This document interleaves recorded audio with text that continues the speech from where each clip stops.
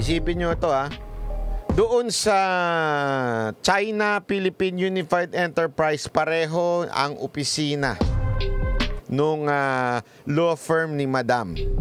Ayan, nakikita naman ho natin. Ang tanong ho, hanggang saan ho ba? Hanggang saan ho ba ang kapal ng pagmumukha ninyo, na hindi sumagot sa ganitong klaseng tanong? Madam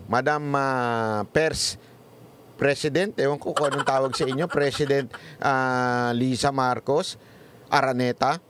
Madam, in totoo po, how are you going to explain, una sa lahat, bakit pareho kayo ng address ni Michael Ma ng inyong opisina? Una yon, pakisagot. You owe it to the people kasi or else talagang masasabi nating totoo yung BBM, yung budol-budol man. Kasi ang dating niya, nabudol talaga sila eh. Pangalawang tanong, how true na partner? Kasi naandun sa website magkakapartner si Michael Ma at saka si Martin Araneta na inyong kapatid. How true? Partner ba talaga ba sila? Pangatlo, nakatanungan, totoo ba na involved si Michael Ma sa smuggling ng sibuyas? Ito'y pinatawag ko ngayong araw na ito. Abangan nyo, unya-unya siguro magkakaroon ng pagdinig sa Kongreso. Totoo po ba na si Michael Ma ay smuggler? Tanong lang ho natin yan kay Madam Lisa Araneta. Siguro, sasabihin niyan, hindi ko pwedeng, I cannot answer for that. Gaganong-ganon yan. Hindi kasi kaya natin tinatanong kasi partner ho sila nung kapatid, di ba? Siyempre, malalaman natin kung anong katotohanan.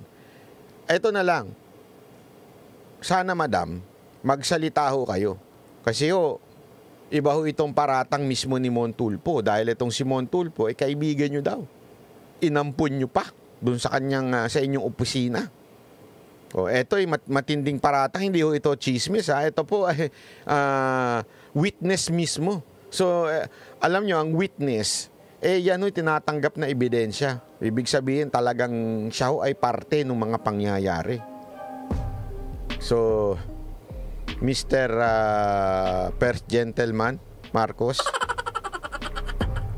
how are you going to defend your wife? And Madam President, what is really the explanation on this issue? Kasi pasensya ka na, Madam President Lisa Marcos Araneta, yung mga kinuha mong vlogger, supot